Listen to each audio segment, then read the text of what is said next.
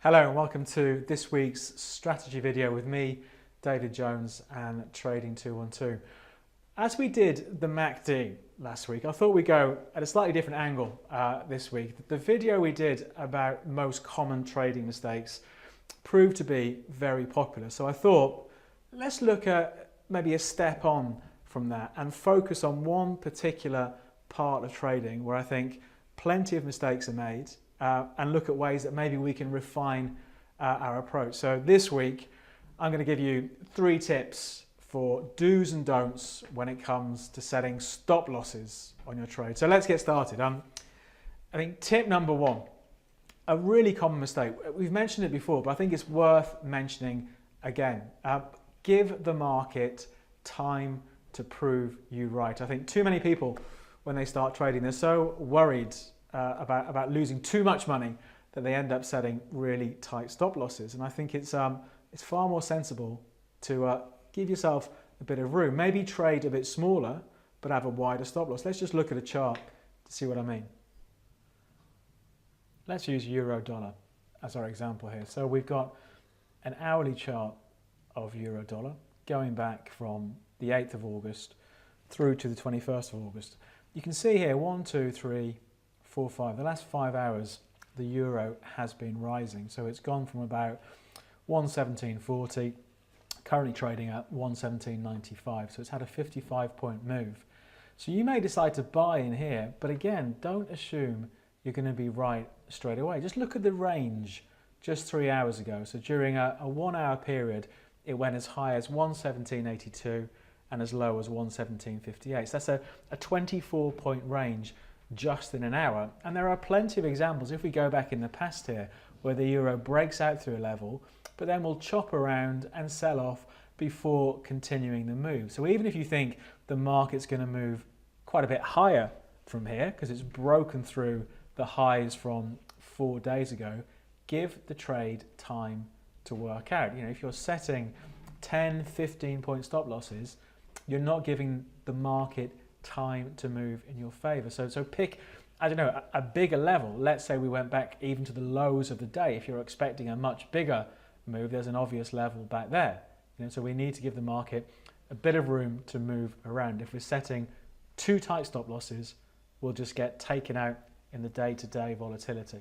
So there we go. Don't just pick stop losses like that out of thin air and set it 10, 15 points away, because in a volatile market, you'll just get taken out of the trade, and it may have ended up being a good trade. You know, give the trade a bit of breathing room. Assume that when you put the trade on, the market may well move against you for a little bit. It might take a couple of days for the market to start moving in your favor, even on trades that work out well. So give the trade time to work out. Don't set stop losses too tight. Now, I think the second mistake people make when setting stop losses is they base it purely on a monetary value. So they might trade the same size every time, let's say 10,000, 20,000, 50,000, and they think, well, actually, I only want to lose 20, 30, 40 euros on this trade. The market doesn't care how much you're going to lose. So let's have a look at this common mistake and how we can avoid it. Let's say we decide to take our trade. So we'll right click and we'll bring up the detailed trade box. This is where euro dollar is currently trading. We may decide to trade just a 2,000 position. The market is 117.97 to buy. Of course, that will change as the underlying market moves around. Now, if we're sensible, we can place our stop loss before we place the trade. But I suggest that placing it on a monetary value isn't the right way of doing it. Let's say you thought, I only want to lose 10 on this trade. So I'm going to put that in the pound box there. And it comes up with where my stop loss will go in. But that's a fairly random stop loss. The market doesn't care that you just want to lose 10, 5, 20, whatever it is on the trade. So I'd suggest the correct thing to do is look to place the stop loss at an obvious point on the chart. So if the market drops below a certain level if you're buying, or goes above a certain level if you're selling, that's where you come out of the trade, rather than just basing it on an arbitrary amount that you're willing to lose. And the final tip, this is an obvious one, but you'd be amazed at the number of people who don't do it. When you've spent the time analysing the market, deciding where you think it's going to go and where you think you should get out if the market moves against you,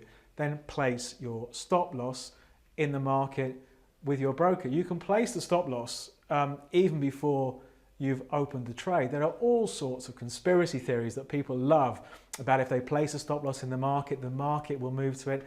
Do you really think the market is that bothered about your trade? It's really easy to do.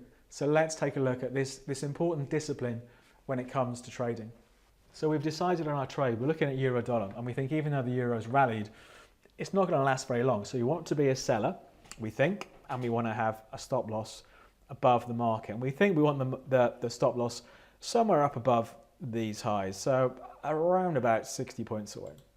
If we right click, we can bring up the detailed trade box. We click on sell. We decide to trade 10,000 in this example. So if we know where our stop loss is going to be, there's really no excuse for not setting up the stop loss before we do the trade. And I said about 60 points away, so that would be 118.56. So if I'm happy with that, I might want to bump it up a bit higher, maybe 65. That's where the market's currently trading. I want to trade 10,000. There's my stop. Confirm sell. And there we go. The trade is done. So you can see down below, here's my position. Euro dollar. Quantity I chose was 10,000. I sold. I think the price is going to go down. That's the price I executed the trade at. There's the current price. And there is my stop loss. And you can see on the chart, I've sold it here with a stop loss above those highs. So there's really no excuse for not setting up the stop loss before I put the trade in. It's a very disciplined and sensible way of trading. So there we go. Just to recap, because I think it is really important, because I think in the beginning, setting stop losses can be incredibly frustrating for most new traders, and they see their stop loss get taken out and the market go the way they thought it was going to go, or they don't set a stop loss and they end up with a much bigger loss than they planned on. So just to recap, don't set your stop loss too tight. Give the market time to prove you right. You're probably not going to be right straight away. As soon as you buy, the market is not going to take off. As soon as you sell, the market is not going to collapse. You need to give the trade a little bit of wiggle room. Don't just base your stop loss on a monetary value. The market doesn't care that you only want to lose 20, 30, 200 euros, pounds or dollars.